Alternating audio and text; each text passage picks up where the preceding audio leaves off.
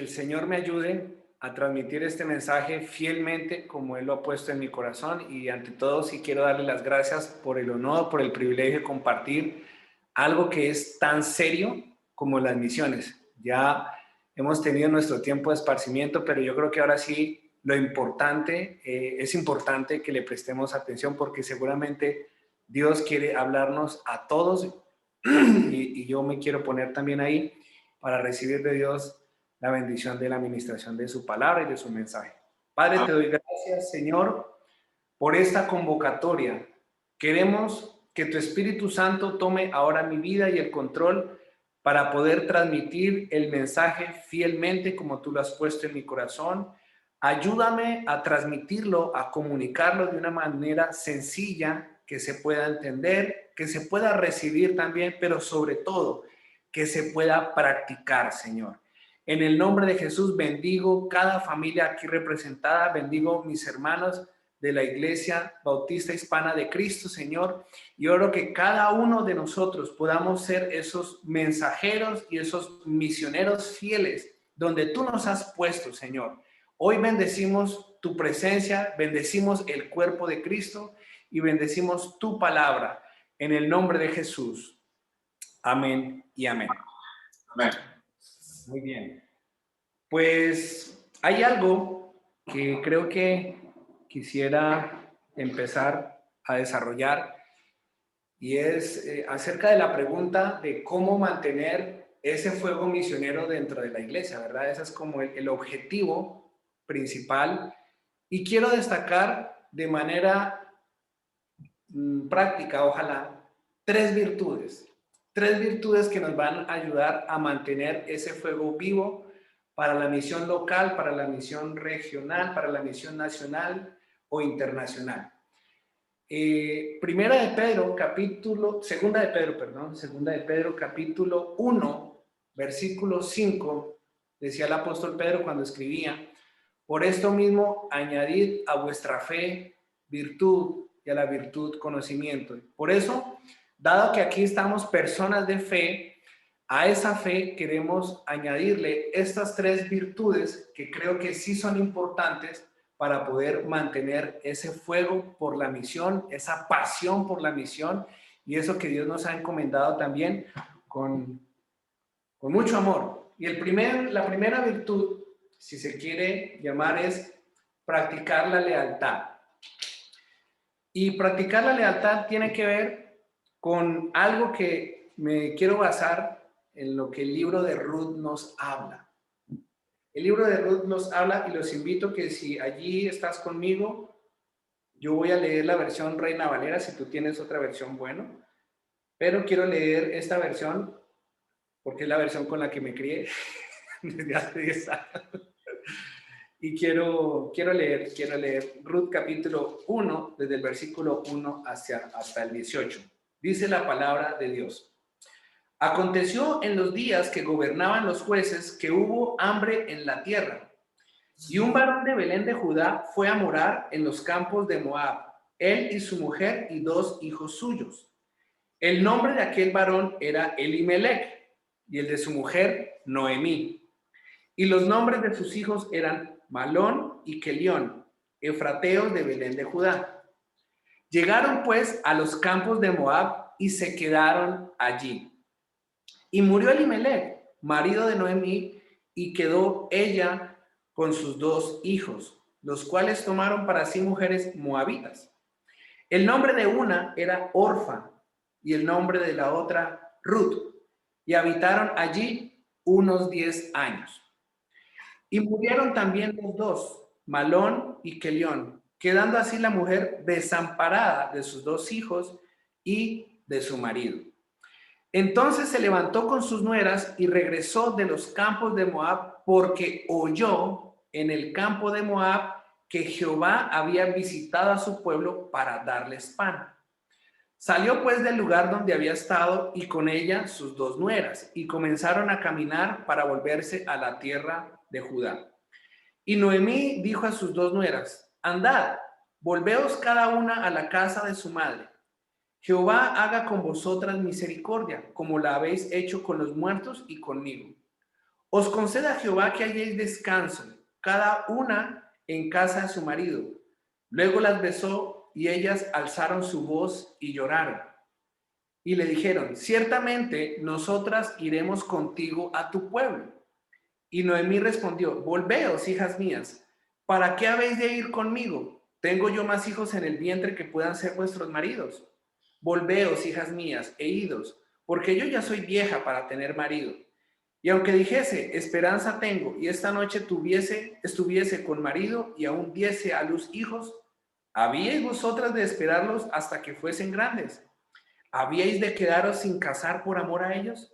No, hijas mías, que mayor amargura tengo yo que vosotras, pues la mano de Jehová ha salido contra mí.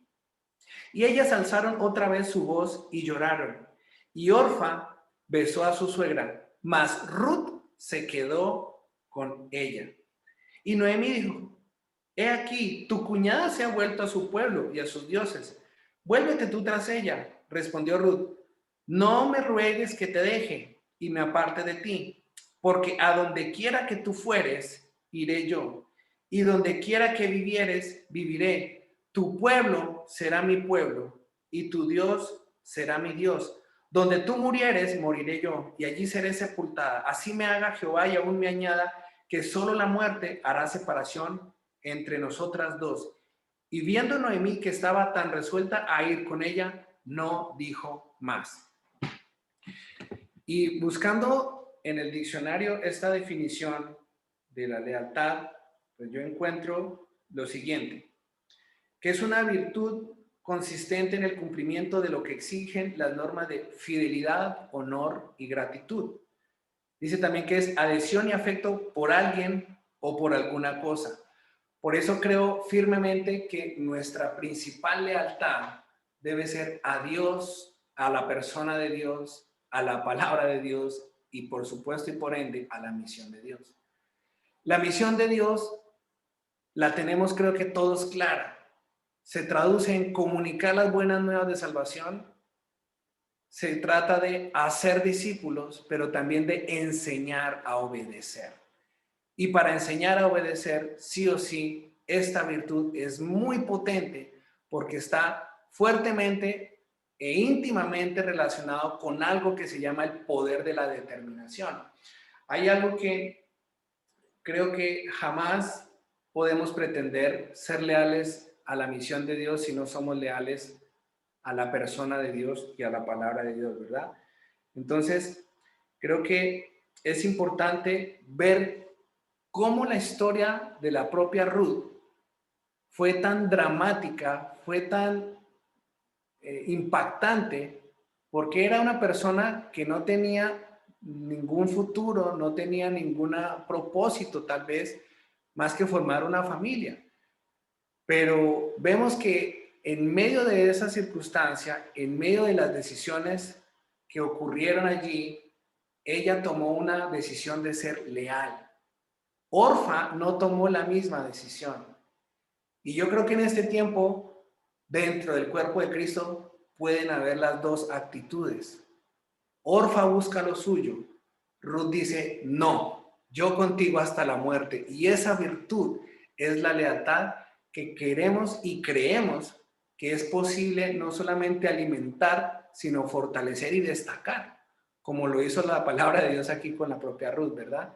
Es para destacar, es para reconocer, porque otra persona va a buscar lo suyo, su sueño americano, su sueño europeo, su sueño, qué sé yo, el que sea, su sueño japonés, su sueño oriental, no sé, pero qué lindo cuando más bien por causa de la lealtad a la persona de Dios, Dios trae los sueños de Dios para una persona, que son más grandes.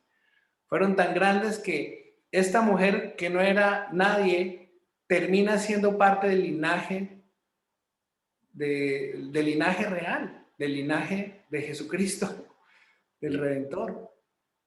Es tremendo porque fijémonos que en Primera de Pedro, capítulo 2, versículo 9, ya en el Nuevo Testamento, nos dice el apóstol Pedro, ¿quiénes somos nosotros?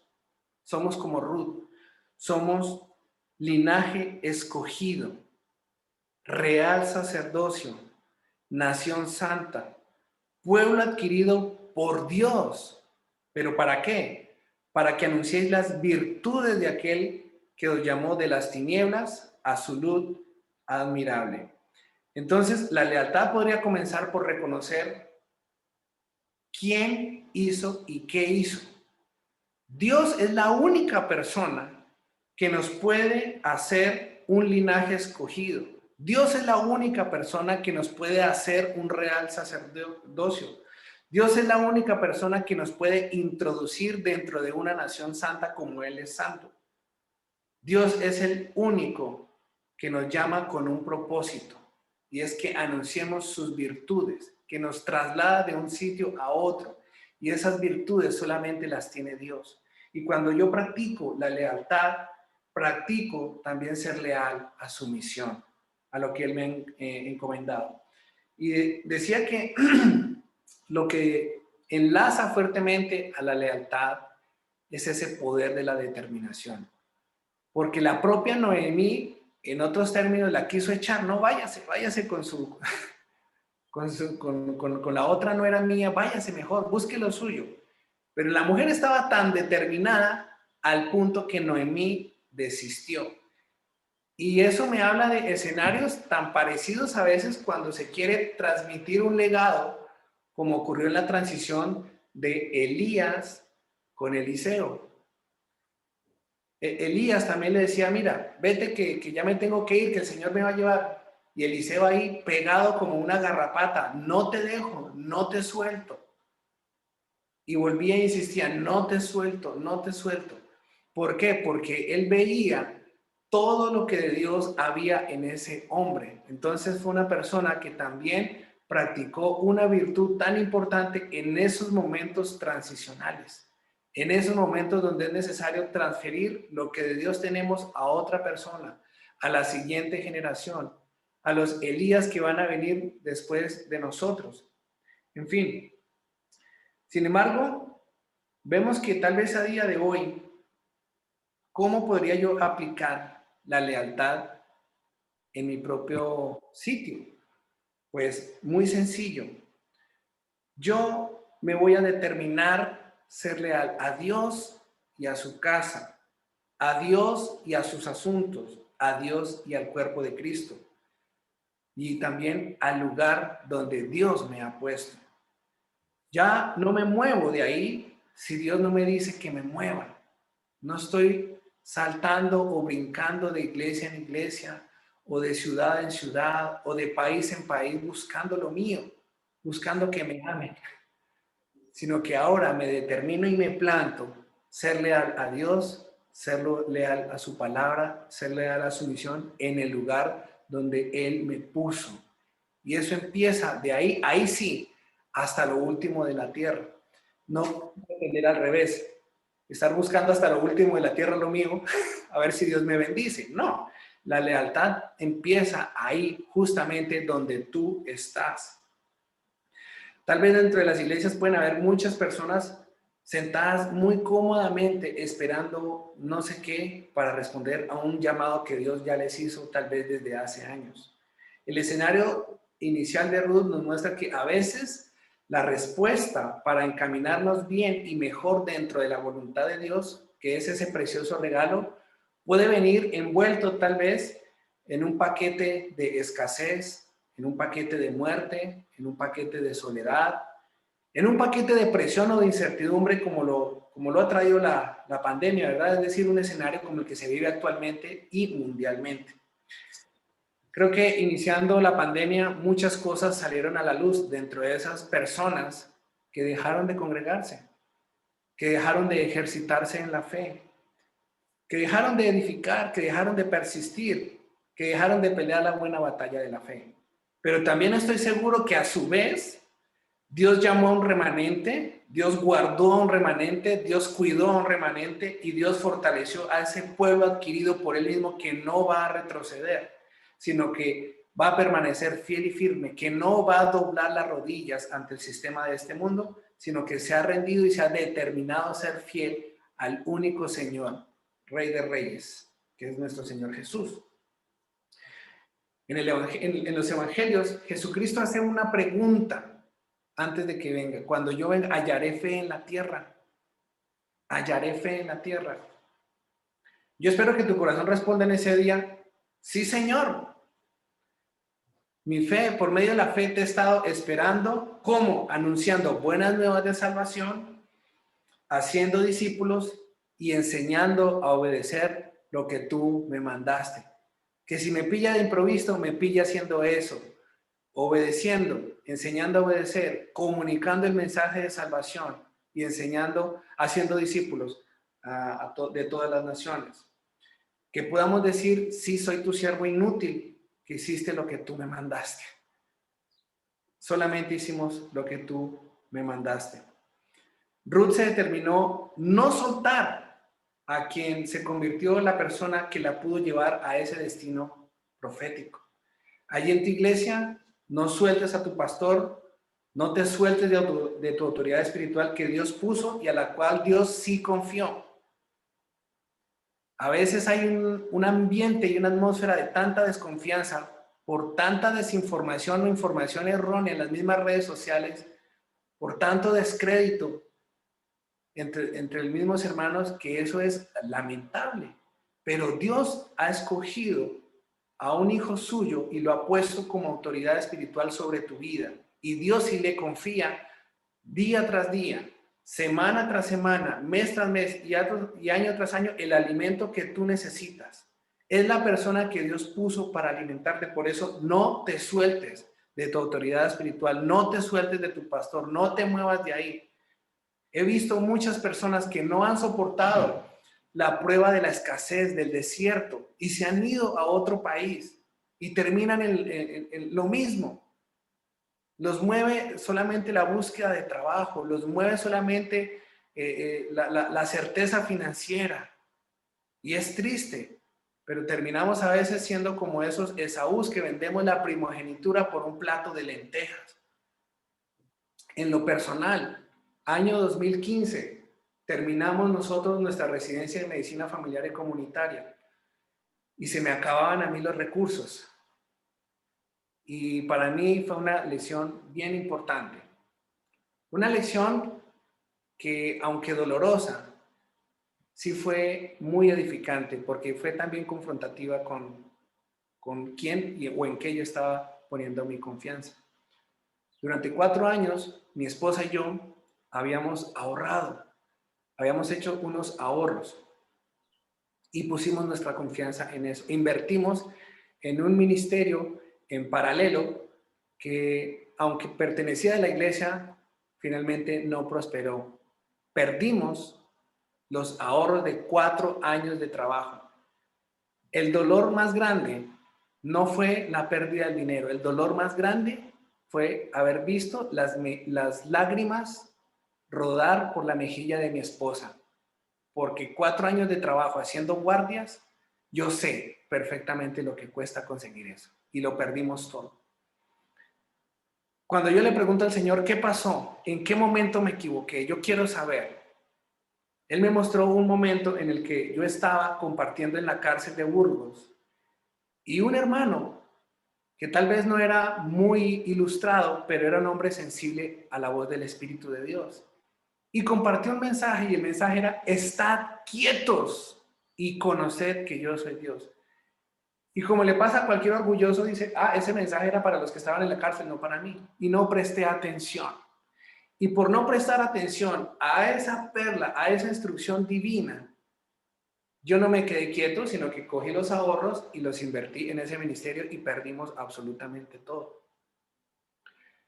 Perdí los ahorros, se me acabó la estancia legal y lo único que me hizo permanecer casi durante 2 años es lo que dice Juan 15:7.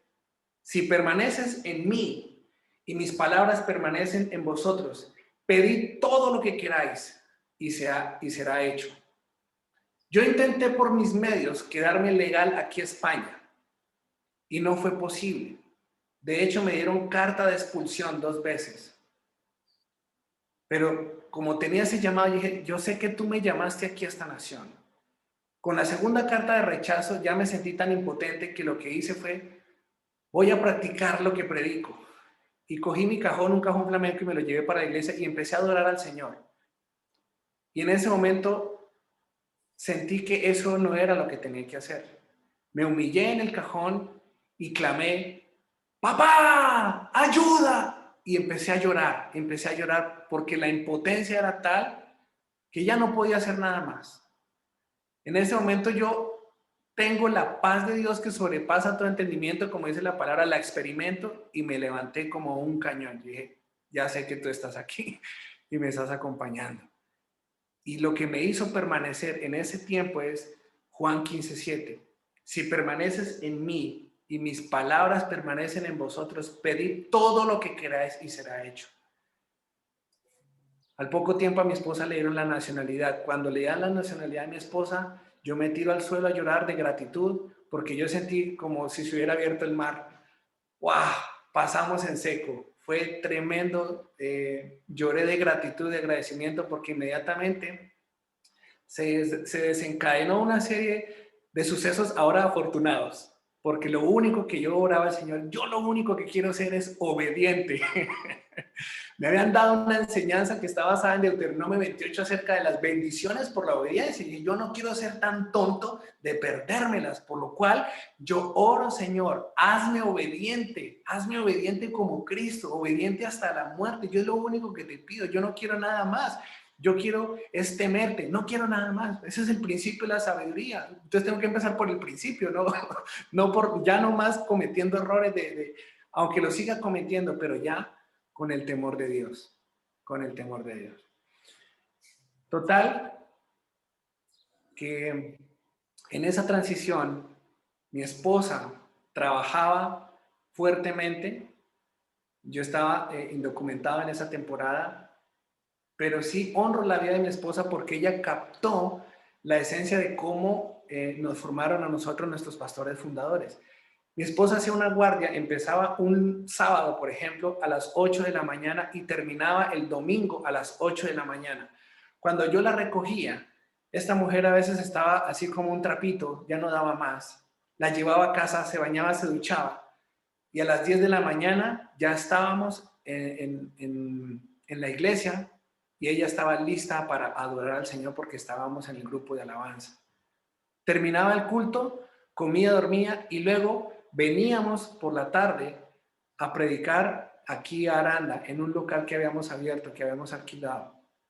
Y ese estilo de vida y ese ritmo de vida se practicó durante casi 2 años, hasta que el Señor nos llamó aquí a Aranda y fuimos enviados ya como misioneros. Entonces, en ese momento cuando somos enviados, recuerdo que mi esposa y yo estábamos en la cocina, ella tenía mucho trabajo, yo no tenía más que el trabajo del ministerio, estaba a full a tiempo completo. Mi esposa de hecho decía, yo creo que Dios solamente tiene planes con Camilo porque él está metido de lleno y yo no. Y en ese momento yo recuerdo que le decía, no, amor, en Lucas dice que había mujeres de renombre que le servían a Jesús de sus finanzas. Entonces, lo que tú estás haciendo es también sostener el ministerio. Estás ayudando, estás ministrando de otra manera. Yo estoy ministrando de otra. Y eso nos ayudó como matrimonio muchísimo a no tener competencia en realidad, sino a ser colaboradores, a ser gente que arrima el hombro y no que se echa para atrás. Gracias a Dios, porque entendimos que Él nos capacitó. En ese momento nos pusimos de acuerdo, cogimos la Biblia y empezamos a orar las bendiciones por la obediencia. Señor, nosotros queremos obedecerte, queremos ir allá a Aranda donde tú nos envías, pero no podemos, queremos ir. A los 5 minutos llamaron a mi esposa a ofrecerle un puesto allá en Roda de Duero, que es un pueblo que queda a 17 minutos de aquí de Aranda, donde fuimos y el primer día que yo la llevé empecé a orar por ese pueblo fuertemente, no sé por qué estaba tan inquieto, pero empecé a orar por esa tierra, total que en el 2017 empezamos a evangelizar y ya en el 2018 por medio de nuestra autoridad espiritual recibimos confirmación de que allí había que plantar una iglesia. Entonces, no fue casualidad, a mi esposa le salió trabajo y empezamos a trabajar allí. Y fue un verano en el 2000, 2018 bastante arduo, donde trabajábamos y después de las guardias, después de los turnos, yo iba a trabajar en el local de la iglesia. Entonces fue una siembra bastante sacrificada. ¿Por qué? Porque nuestros pastores están en otro nivel. Y lo que nos enseñaron, lo mínimo que nosotros podíamos hacer era con las poquitas fuerzas que teníamos, decirle, Señor, dame fuerzas porque quiero seguir adelante.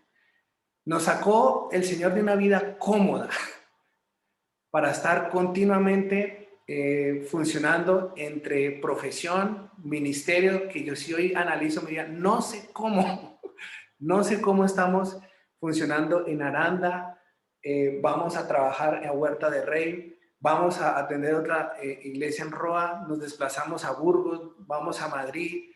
Desde hace 4 años también empezamos a orar por París y mañana va a ser la primera reunión en París del Ministerio Gran Rey allí. Después de 4 años fue siembra en oración, siembra en viajes, no veíamos nada. De hecho, este año viajamos con la pastora y con mi esposa y tuvimos experiencias allí tremendas mientras orábamos, cosas que yo nunca había experimentado. Por eso honro la vida de mis pastores y por eso quiero pasar al segundo punto y a la segunda virtud, que es sencillamente imitar la fe de los pastores. Hebreos 13:7 dice, acordaos de vuestros pastores que os hablaron la palabra de Dios, considerad cuál haya sido el resultado de su conducta e imitad su fe. ¿Cuál fe? Pues justamente la que trajo ese resultado de una transformación de su conducta. El pastor fundador de este ministerio aquí en España ya está muerto. Él murió en el año 2010, justamente el año en el que yo llegaba siendo un inconverso. Pero el pastor Guillermo, él nace y cuando nace, él nace sin vientre, sin pared abdominal, con los intestinos por fuera. Él estuvo a punto de morirse. Pero en ese escenario aparece un médico que recién llegaba, él es argentino, que recién llegaba de Estados Unidos y se había especializado allí y dijo, yo opero a Guillermo. Y operaron al pastor Guillermo, pero él tuvo que crecer con una sonda vesical pues que le colgaba obviamente de su pierna y tenía que ir al colegio así todos los días. Y él crece con todo el bullying que usted se puede imaginar de un niño que va con una sonda vesical, con una bolsa urinaria al colegio. Le decían mofeta, le decían de todo. Y resulta que la familia se acerca a Dios buscando un milagro de sanidad, buscando un milagro que nunca llegó. Nunca llegó el milagro de sanidad por el cual fueron a la iglesia. No se salieron con la suya, pero Dios sí se salió con la suya. Porque este pastor en la edad adolescente se convirtió. Más adelante se casó con su esposa Noemí. Empezaron a servir en la iglesia. Empezaron a predicar a prostitutas. Empezaron a predicar a diestra y siniestra. Fue tremendo el avivamiento que hubo en Argentina en esos años. Y ellos tenían su apartamento, lo tenían todo, tenían su zona de confort y Dios los llamó a Argentina. El pastor Guillermo dijo, esto hay que venderlo, sencillamente nos vamos. Él salió adelante, vino adelante y luego finalmente la pastora Noemí llegó y ella nos contaba muchas veces que ella tenía en su cabeza que creía que apenas iba a llegar aquí a España, las cosas se le iban a resolver, que eso no era ya sino llegar a la tierra de su llamado y ya ahí sí todo le iba a ir bien. Pues no, porque las situaciones empezaron cada vez a ser más difíciles. Ella recientemente me decía, Camilo, yo pocas veces experimenté lo que es con mi esposo tener paz, porque era una guerra continua contra la muerte y contra la enfermedad. Incluso desde el llamado misionero, porque cuando allí en Argentina ellos hablan de que tenían un llamado misionero, en esa época no había mucho pastor que patrocinara eso, que apoyara eso, sino como que más bien le hacían un poquito de estorbo, pero ellos aún así dijeron, no, pesa más la voz de Dios y tenemos que responder a ese llamado porque Dios nos ha llamado. Y resulta que las palabras de ánimo, como suele ocurrir, era, van a España, al cementerio de los misioneros.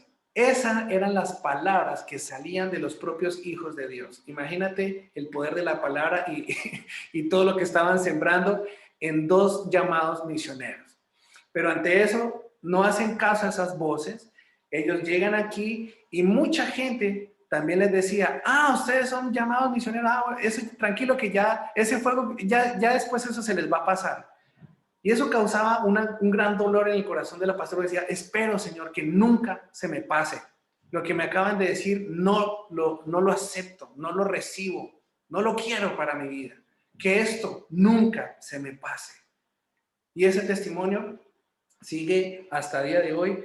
Y ella me decía, siempre fue una guerra constante contra la muerte y la enfermedad, porque luego el pastor Guillermo aquí le salió un tumor encima en el páncreas, se le fundió un riñón, le tuvieron que hacer trasplante de riñón, vivía en diálisis, no podían viajar muy lejos porque vivía de diálisis en diálisis, y siempre aparecía alguien que decía, este año el pastor va a morir, este año gente que solamente no era enviada por Dios, aunque eran parte del cuerpo, pero hablaban de esa manera.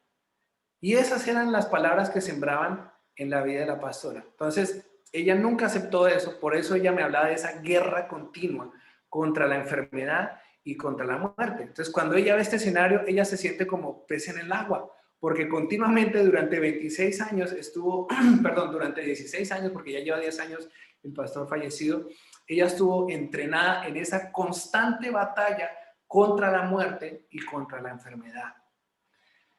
Y en ese estilo de vida, pues, ¿cómo era el pastor Guillermo? El pastor Guillermo, él frecuentemente lo llevaban al hospital, lo ingresaban, alguna vez salía de un posoperatorio y él no se iba para la casa, él se iba para la iglesia y se sentaba atrás.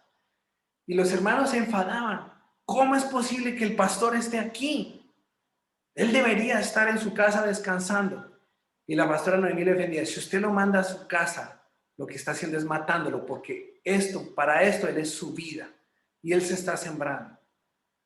Y recuerdo el testimonio de otra pastora que ellos son colombianos, tuvieron un atentado, el pastor quedó en silla de ruedas, ellos finalmente terminaron sirviendo, creo que fue en Miami o algo así. Y resulta que el pastor se enfermó y terminó en el hospital. Y muchos de los hermanos iban al hospital a visitar al pastor porque pobrecito el pastor. Y resulta que el pastor lo único que hacía era orar por los hermanos. Y la esposa me marcó sus palabras porque dijo, mi esposo era un hombre que transpiraba a Jesucristo hasta el último segundo. Por eso pongo aquí, queda un segundo. Creo que a veces hemos transmitido, me da la impresión, un evangelio de cómo vivir, pero a veces se nos olvida cómo morir. ¿Cómo morir? Hace un año, recuerdo cuando se desató la pandemia, Dios lo que sacó primero a la luz fue mi egoísmo. ¿Por qué? Porque una persona egoísta no comparte el mensaje de salvación con otros.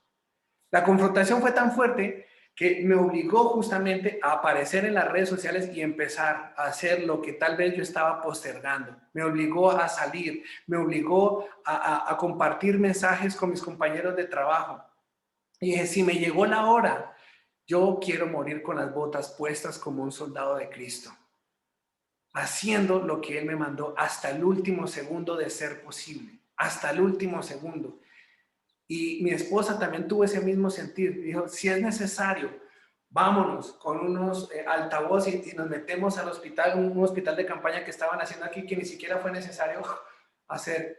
Pero esa determinación de decir, aquí nos lanzamos al agua porque lo que hay que hacer es salvar almas. Esos momentos de presión, esos momentos de muerte son propicios para muchas veces una activación superior para lo que el Espíritu Santo quiere hacer por medio de la iglesia y de sus misioneros. Entonces, el pastor Guillermo, a veces con fiebre, 38, 39 grados, estaba trabajando en la iglesia. Hoy en día, nosotros tenemos internet, Zoom, todas las comodidades, y eso es un gran peligro, que nos ha robado esa capacidad de sacrificio. La misión demanda sacrificio, y a veces sacrificios no ordinarios, sino sacrificios extraordinarios que son posibles hacer si el Espíritu Santo está. Si yo pudiera resumir la vida del pastor fundador de la casa, diría lo que está escrito en su placa. Una persona que transmitió una vida de trabajo, de consagración, de sacrificio y de fe. Porque en eso se resumen nuestras vidas cuando estemos eso es lo que pueden poner en una lápida, pero también es lo que nosotros reconocemos. Y curiosamente, yo no conocí al pastor Guillermo, pero sí conocí el efecto de sus hijos espirituales, si se puede llamar, que hoy en día son mis mejores amigos y compañeros en el ministerio. Cuando yo veo esa calidad de entrega, ese amor y esa pasión, a veces desmedida, porque digo, wow, yo eso no lo tengo, lo quiero, pues sencillamente me uno y colaboro, no divido, porque plantar iglesias es ser leal a lo que se te ha enseñado, donde se te ha enseñado y replicarlo, no dividir iglesias. No dividir iglesias, sino ser leal y replicar lo que se me ha enseñado fielmente. Con nosotros trabaja una misionera peruana enviada desde el Distrito Pacífico Sur de Asamblea de Dios, y ella me decía, Camilo, eso en Estados Unidos pasa frecuentemente. Y yo, sí, yo no lo sabía, ignorante del tema. Porque yo vine a conocer del Evangelio aquí en España, yo ni siquiera en mi país, Colombia, jamás entré a una iglesia, porque yo solamente veía y decía, locos fanáticos, era lo único que se me venía a mí a la cabeza. Pero hoy en día aquí estamos sirviendo al Señor y ya me importa un pepino lo que piensen de mí, porque ahora ya no vivo yo, Cristo vive en mí, gracias a Dios. Y creo que la última virtud que quiero compartirte es obedecer y agradecer tanto la instrucción como la corrección. Fíjate que Proverbios 12:1 dice, para aprender hay que amar la disciplina. Es tonto despreciar la corrección. La otra versión, la Reina Valera, dice, el que ama la instrucción, ama la sabiduría. Y si volvemos al libro de Ruth, y vamos a leer en el capítulo 3, dice lo siguiente. Voy a leer los primeros versículos. Después le dijo su suegra Noemí, hija mía, ¿no he de buscar hogar para ti, para que te vaya bien? ¿No es vos nuestro pariente con cuyas criadas tú has estado? He aquí que él avienta esta noche la parva de las cebadas. Te lavarás, pues, y te ungirás, y vistiéndote tus vestidos irás a la era. Mas no te darás a conocer al varón hasta que él haya acabado de comer y de beber. Y cuando él se acueste, notarás el lugar donde se acuesta, e irás y descubrirás sus pies, y te acostarás allí. Y él te dirá lo que hayas de hacer. Y ella respondió, haré todo lo que tú me mandes. Y creo que vemos que esas instrucciones que Noemí le da a Ruth son varias. Te lavarás, te ungirás, te vestirás con tus vestidos, irás a la era, no te darás a conocer al varón. Cuando él se acueste, te acostarás allí, él te dirá 8 instrucciones, una tras otra. A veces tantas instrucciones, tanta información, no es fácil digerirla y no es fácil asumirla. Por eso se necesita algo que es supremamente importante, y es el amar la instrucción, porque amar la instrucción es realmente aprender a oír atentamente. En el Evangelio de San Lucas, capítulo 8, versículo 18, Jesucristo dice lo siguiente, mirad pues cómo oís, porque a todo el que tiene se le dará, y a todo el que no tiene, aún lo que piensa tener, se le quitará. Y hay otro escenario también cuando el profeta Samuel confronta a Saúl, y está en 1 Samuel capítulo 15, versículo 22, dice, ciertamente el obedecer es mejor que los sacrificios, y el prestar atención que la grosura de los carneros. Y a veces con tanto móvil, eso nos roba facilito, nos distrae mogollón, nos distrae muchísimo. Perdóname la palabra mogollón, eso es una palabra aquí de España, si no se entiende, pero bueno. Eso nos distrae muchísimo, yo el primero. Y eso me ha hecho reflexionar a mí acerca de cómo yo estoy oyendo la voz de Dios, cómo yo estoy oyendo la voz de Dios a través de su palabra. Y es tan importante porque el propio Deuteronomio 28:1 dice, acontecerá que si oyeres atentamente la voz de Jehová tu Dios para guardar y poner por obra todos sus mandamientos que yo te prescribo hoy, también Jehová tu Dios te exaltará sobre todas las naciones de la tierra. Ahí hay misiones, pero ¿por qué? Porque escuchamos atentamente su voz, su instrucción. La gratitud por la instrucción realmente refleja hambre y sed de Dios. Repito, la gratitud por la instrucción refleja hambre y sed de Dios. Primer libro de Samuel, capítulo 3, versículo 19 dice: Samuel creció y Jehová estaba con él y no dejó caer a tierra ninguna de sus palabras. Y qué lindo cuando en medio de los hogares, de las iglesias, hay gente que no se pierde una célula, que no se pierde una reunión de hombres, de mujeres, de oración, porque sabe que allí va a haber palabra de Dios y no la deja caer a tierra, sino que la recibe en su corazón. No está juzgando, predicó bien, predicó mal.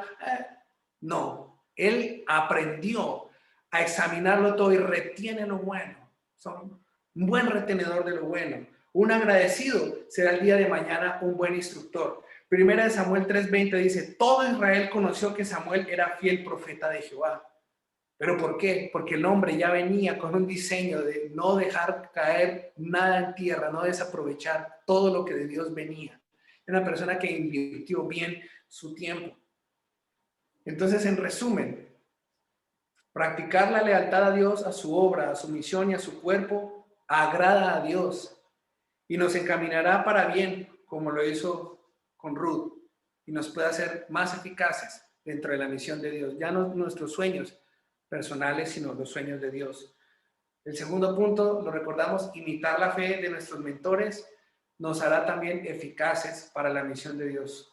¿Qué es la misión de Dios? Comunicar las buenas nuevas, hacer discípulos no de cualquier manera, sino enseñando a obedecer con nuestro ejemplo hasta lo último de la tierra. Y por último, la obediencia y la gratitud por la instrucción también nos puede abrir las puertas para la misión de Dios. Así que quisiera orar para terminar este tiempo con la guía del Espíritu Santo para que haya un estallido, Dios quiera, en una activación para las misiones locales, para las misiones nacionales, para las misiones internacionales. Tal vez tienes un llamado, tal vez dices: no, yo no puedo hacer nada. No, se puede hacer mucho empezando por la oración. Aquí el comisionado de misiones muchas veces dice: a los cristianos a veces es más fácil sacarles dinero que una oración por sus hermanos que están en el campo misionero. Es triste, pero hay que hablar de estas cosas también. Por eso quiero orar, para que dentro nuestro haya esa hambre una vez más por la oración, algo tan sencillo. No estoy diciendo nada nuevo, lo sé, pero sí es necesario volver a ese diseño como la iglesia primitiva, que estaban unánimes, que estaban juntos, que provocan esos avivamientos desde el mismo hogar, que no esperan que un pastor le ponga la mano y que ore por él, sino que están allí desde el propio hogar. Vamos, convocamos reunión devocional, vamos a orar juntos, vamos a orar para que Dios tome, como siempre, el protagonismo de nuestras vidas. Así que quiero orar a esta hora por este momento y por cada familia que está escuchando este mensaje. Padre, te doy gracias, Señor. Gracias por tu bendita palabra, porque es lumbrera para nuestro caminar. Gracias por cada familia que ha oído, y también te doy gracias por cada corazón que quiere recibir esta palabra para ponerla por obra, Señor, porque tu palabra no vuelve vacía, Señor, sino que hace lo que va a hacer y va a cumplir el propósito por el cual tú la envías, Señor. Bendigo cada familia, bendigo cada ministerio, bendigo cada siervo y cada sierva que está hoy escuchando este mensaje. Yo oro que el poder del Espíritu Santo una vez más avive el llamado, avive la estrategia, avive las conexiones, avive todo lo que sea necesario para que se desate poder y eficacia para la misión hasta lo último de la tierra. No importa la edad, No importa si eres hombre, si eres mujer, si eres grande, chico, eso no importa.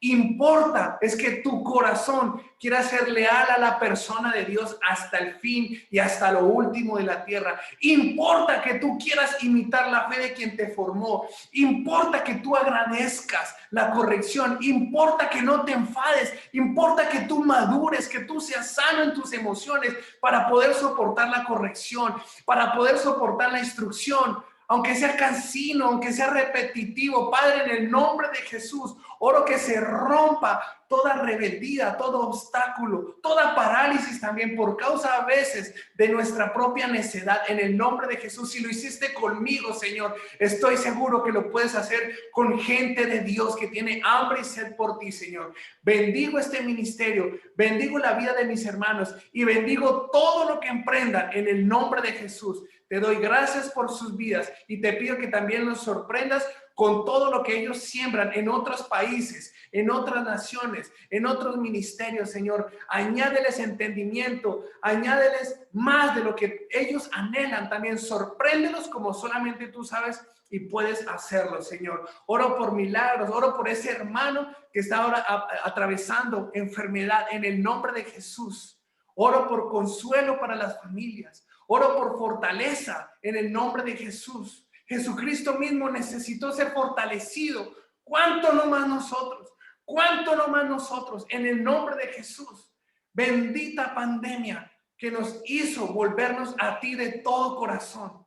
Gracias, Señor, porque definitivamente todas las cosas obran para bien a los que amamos al Señor. Venga tu reino esta tarde. Venga tu reino esta noche. Venga tu reino de madrugada, pero que venga tu reino a nuestra vida, a nuestro corazón y en cada familia y hasta lo último de la tierra, Señor. En el nombre de Jesús.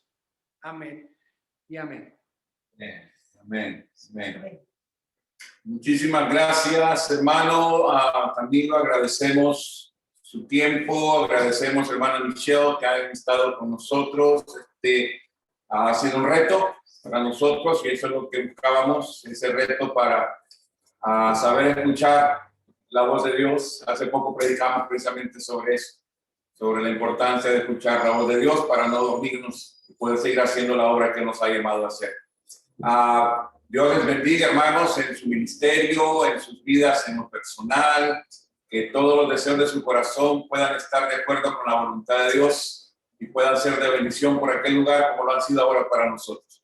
Vamos a continuar en contacto. Ahora que les hemos conocido, no nos vamos a soltar. Sé que vamos a estar juntos de aquí en adelante, en las buenas y en las malas, para que podamos estar juntos con la bendición de Dios. Me hacen un favor y le mandan su dirección al hermano Alex, que es el contacto más rápido que tenemos, para también nosotros poder responder a ustedes por esta linda bendición que nos han dado. Muchísimas gracias, hermano Pastor Camilo, hermana Michelle. Cuídense, por favor, cuídense mucho y gracias por esa labor que hacen también, no solamente a nivel espiritual, sino por la salud que pueden impartir y compartir por aquellos lugares. Muchísimas gracias. Para seguir estamos y Dios los bendiga también mucho más de todo corazón. Gracias por la invitación. Amén, amén. Ahora, no sé si alguien tendrá alguna pregunta para ustedes, si tendré tiempo de responder. Estoy en orden, mi esposa, yo estoy ya libre. ¿Habrá alguna pregunta entre los hermanos que están en línea? Si quieren hacérselas a los hermanos, pues ahora es Juan. Quisiéramos oír a la hermana Michelle, que no ha hablado ni una palabra, yo no la he oído.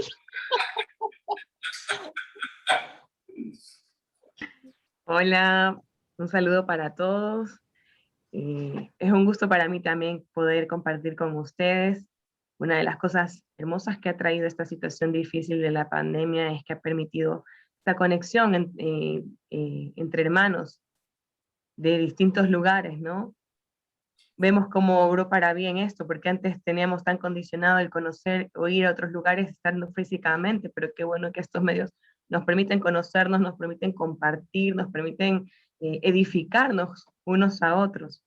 Yo estoy muy contenta de que en vuestra congregación estén interesados en las misiones, y si Dios lo ha puesto en vuestro corazón es porque Dios va a hacer cosas a través de ustedes, con ustedes y a través de ustedes.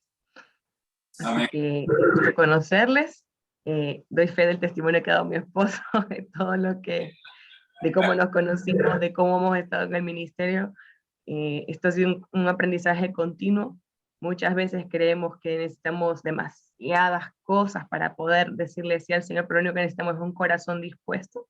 Dios, cuando ve el corazón, ve el deseo sincero, Dios se glorifica tanto y te va añadiendo todo lo que te hace falta, te da las fuerzas y pone esa pasión, ese fuego de que estáis hablando, ¿no? ¿Cómo hacer para que se mantenga el fuego?